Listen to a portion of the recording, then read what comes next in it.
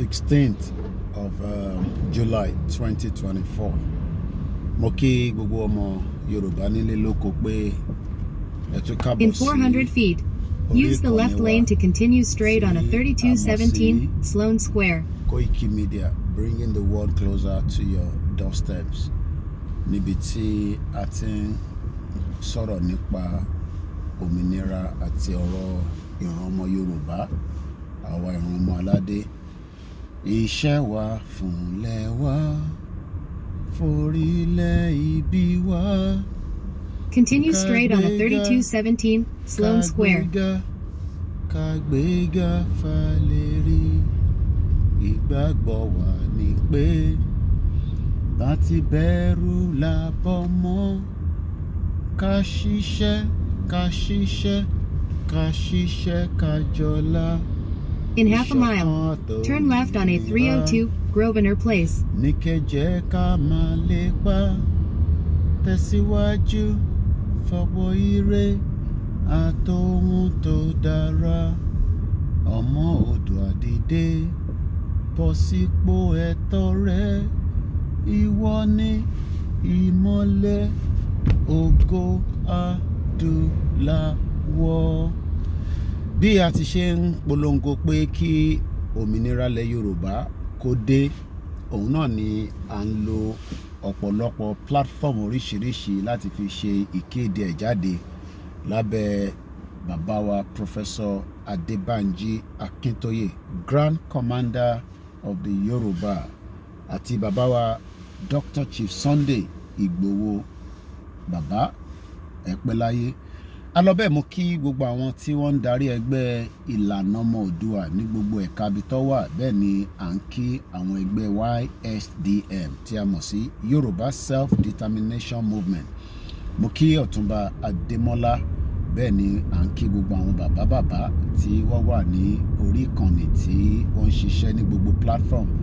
A kí bàbá wa Gẹ́gẹ́ Ojú, bẹ́ẹ̀ ni mo kí bàbá wa Chief Imam ilẹ̀ Yorùbá, bẹ́ẹ̀ ni mò ń kí bàbá wa Ọba Ògbóni Àbáláyé. Ìyá Jagun, mo kí yín. A kí gbogbo ọmọ Yorùbá ní gbogbo ẹ̀ka platform tí a ti ń polongo. Mo kí ìyá wa Janet Fáṣákí.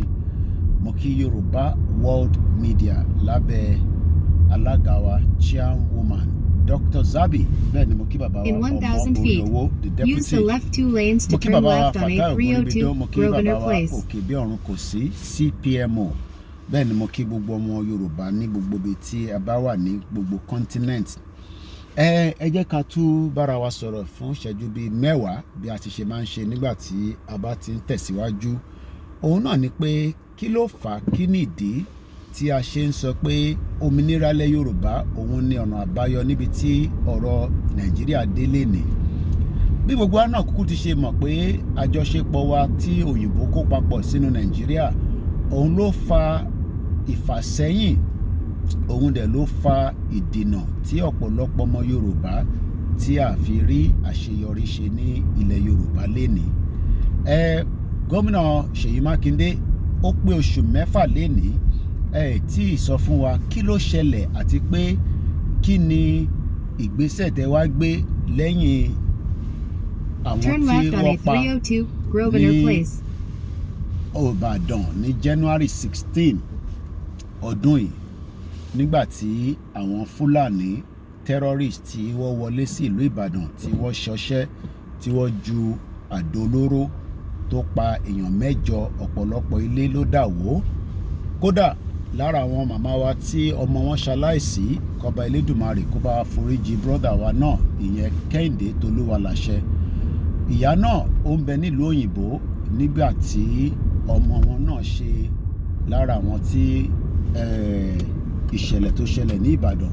A bá gbogbo àwọn mọ̀lẹ́bí pátápátá, gbogbo iná ni a bá kẹ́dùn. In a quarter of a mile, ìta wa ń use the béèrè middle two lanes to stay to the òun ni right pé to kí ló a 4th fà á Duke of títí di Wellington Place. wákàtí tí gọ́vnà Ṣèyí Mákindé àti àwọn amòfin House of Assembly ti ìlú Ìbàdàn tí tí bá wa ṣẹjọ́ àwọn tí wọ́n ju àdó olóró yìí.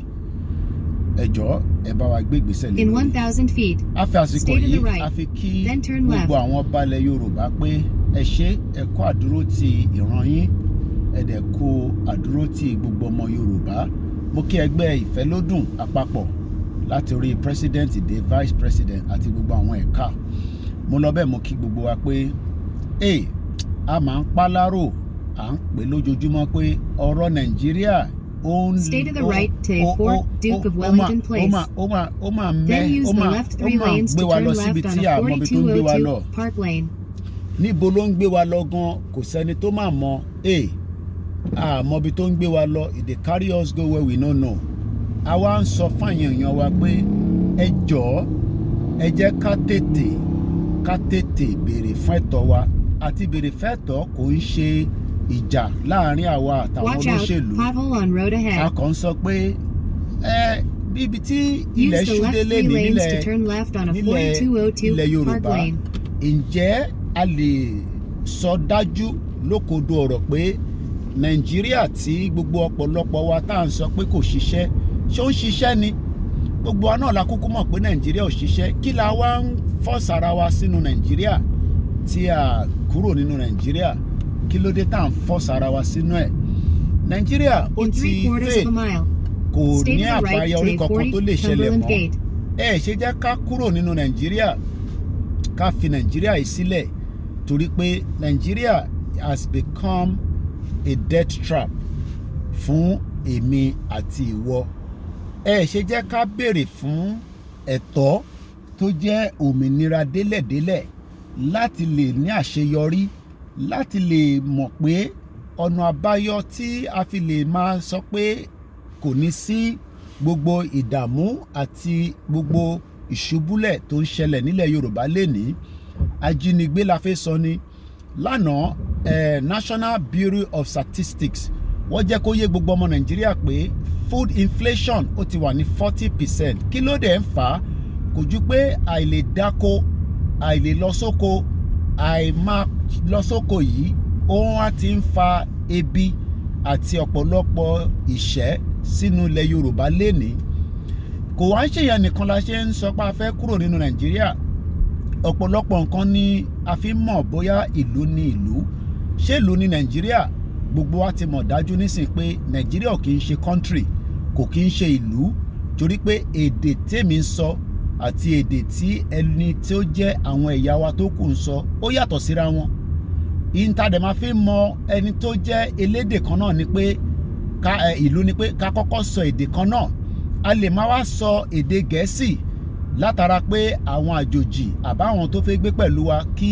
wọ́n lè gbọ́ pé nílùú yìí o bó bá lọ sí France èdè Faransé ni wọ́n ń sọ àmọ́ ìyẹn ò sọ pé wọ́n gbọ́ èdè Gẹ̀ẹ́sì bó bá lọ sí Germany èdè German ni wọ́n ń sọ èyàn sọ pé wọ́n ní sọ èdè Gẹ̀ẹ́sì kódà tó bá lọ sí àwọn African country míì bẹ́ẹ̀ náà ló ṣe rí but èdè English èdè Ingilisi tí wọ́n fún wa àwọn òyìnbó nígbà tí wọ́n mọ̀ pé jàǹbá táwọn máa ṣe ni pé kọ́ jọyìn gbogbo wa papọ̀ nígbà tó jọyìn wa papọ̀ yẹn wọ́n wá fa orí wa wọ́n fi fágbọn wọ́n ní ká máa lọ sọ English tó bá wá sọ èdè tiẹ̀ tó jẹ́ èdè abínibí wa nínú classroom nígbà tá a wà ní secondary school wọ́n á ní stop speaking in vernacular àwa rí i pé kò tẹ́ ń ṣe vernacular gan lédè wa èdè tó lárinrin èdè tó dùn ni èdè tó ń sọ ní gbogbo àgbáyé títí dé Cuba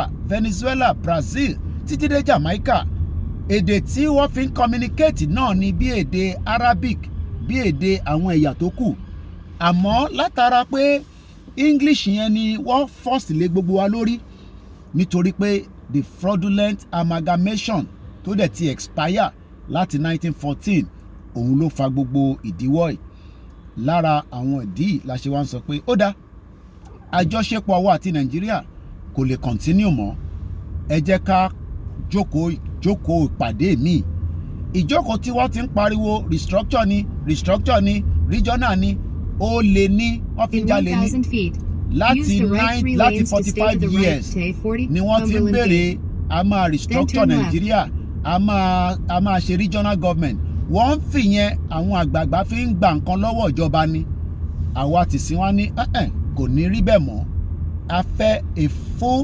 independent Yoruba country A full independent Yoruba country la fẹ́. A fẹ́ ọ̀rọ̀ Nàìjíríà mọ́ nínú ayé wa. Nàìjíríà ẹni tó bá fẹ́ wọlé ẹ má bínú pé a máa increase 10 minutes sínú broadcast yìí á jẹ́ 20 minutes torí ọ̀rọ̀ tá a ṣe ń sọ yìí ọ̀rọ̀ tí ọ̀pọ̀lọpọ̀ gbọ́dọ̀ mọ àṣírí ẹ̀ ni. Àṣírí tó wà ń bẹ̀ ni pé ọ̀rọ̀ election àti leadership kan ni problem Nàìjíríà. Ẹ jẹ́ kí a padà síbi tí a wà tẹ́lẹ̀ kó tó di pé àwọn òyìnbó amúnisìn tó dé tó da gbogbo ẹ̀rú. Nǹkan kan là ń ṣe tẹ́lẹ̀ ní 1913 ní 1912 ní 1910 ní 1911 gbogbo nǹkan tá à ń ṣe tẹ́lẹ̀ yẹn kí ló dé tá a padà síbẹ̀. Use the left 2 lanes to turn left on A5 towards Ring Road North. Tó bá wo gbogbo àwọn ẹ̀yà tó ń bẹ lágbàáyé lénìí, we have about 195 countries. Àwọn ẹ̀yà tí wọ́n wà ìlú wọn tó bá débẹ̀ èdè wọn lákọ̀ọ́kọ́ ni wọ́n fi identify ara wọn. Kí ni àwa fi identify ara wa nínú Nàìjíríà? We are not Nigerians. We are Yorubas, and we will remain Yorubas until thy kingdom come. There is nothing called Nigeria. Nigeria was a fraudulent name given to the Yorubas by the British during the Empire era in what is known as the 1914 Southern Protectorate, Northern Protectorate, and the Lagos Colony joined together to form what is now known as Nigeria. It took another 45 years before we were also aware that the fraud of this country has gone for a very, very long time. 45 years after we got independent, after the fraudulent amalgamation, that everybody has now confirmed that that amalgamation expired in 2014. So the amalgamation of Nigeria has expired 14 years ago today. Why then are we forcing ourselves together? As you can see, the current administration of President Bola Ahmed Tinubu that told us himself during the time he was fighting the military after he ran away from Nigeria as a member of the NADECO, said, and quote, that he does not believe in one Nigeria. Today, he is the leader of the party known as APC in Nigeria. What then has President Bola Ahmed Tinubu, seen to change his mind about Nigeria? He's currently in office for 1 year. What would be the future of the Yoruba after President Bola Tinubu in 2027? Because he only has the mandate for the first tenure. Nobody knows what would happen after 2027. All those Yorubas that are crying out that we are now excited, that we now have the custom as Yoruba, Inspector General Police as Yoruba, and yet we know definitely that it is all going to change as soon as the President Bola Ahmed Tinubu complete his tenure. Should we now say that we would then have to wait for many more years after Tinubu complete his tenure when the power goes back to the north?